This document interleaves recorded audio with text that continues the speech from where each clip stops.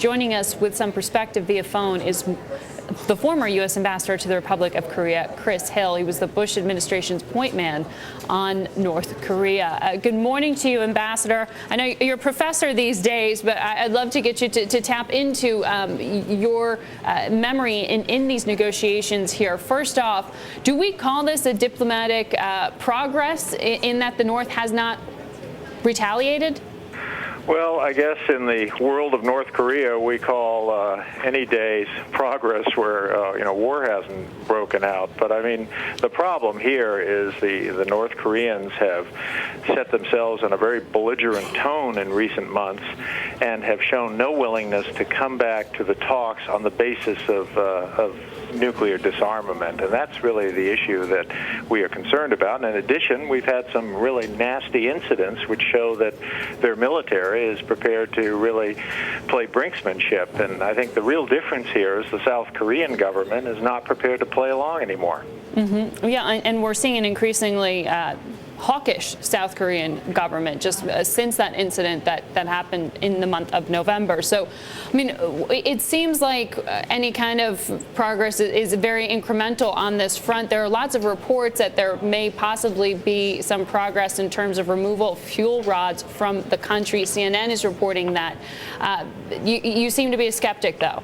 Well, I'm a little skeptical of that. After all, they shut down the nuclear reactor, which was using those fuel rods, making them spent fuel rods, and in turn making them into plutonium. So that was shut down some 3 years ago. They also blew up the cooling towers, so they're nowhere near getting that reactor going. Now, the fact that they have some spare fuel rods that apparently they're prepared to sell to somebody, I don't think is really inspiring at this point. What is especially worrisome at this point, of course, is that they have embarked on an enrichment program. They did this clandestinely.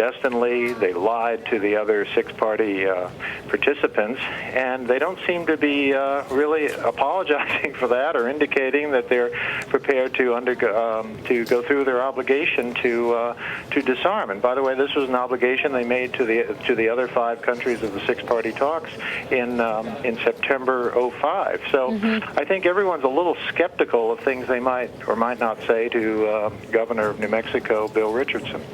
Well, it would seem that the nuclear backdrop heightens the reasons for intense negotiations to be happening not in the public sphere, but quite privately here. I mean, Beijing's position seems to be the return to the six-party talks would be the way around and out of this. Is that wrong? Well, right now, Beijing has one talking point, which is let's get back to the six-party talks, and that's terrific, but we need to see that the North Koreans are serious about disarming in those talks. So right now, the locus of effort on the part of the United States and Japan and South Korea is to tell the Chinese, look, we have done the six-party route. We've worked very hard on that, and look what it got us. It got us a country that lied in its declaration and then proudly announced that it had done so by unveiling an enrichment facility. So we have really put the onus on the Chinese to put pressure on the North Koreans, and the Chinese, in effect, want to get off the hook by saying, whoa, let's have a meeting. You talk about putting the onus on the Chinese there. I mean, Beijing does seem to hold the cards, at least when it comes to having a line to North Korea to get to their way of thinking right now. I mean, in some ways, is this less about North and South Korea and more about the tensions between China and the U.S. and who can exert more influence? I think it's more China simply doesn't know what to do with their little friend North Korea. And I think there are big disagreements within China. You know, there are many Chinese who want nothing to do with North Korea, but then there are elements within the People's Liberation Army, within the Chinese Communist Party, that sort of feels bad about forsaking them. And then there's the huge issue of whether, if North Korea isn't going to make it, is China prepared to accept a U.S. ally right up on their border on the Yalu River? Ambassador, thank you so much for your perspective.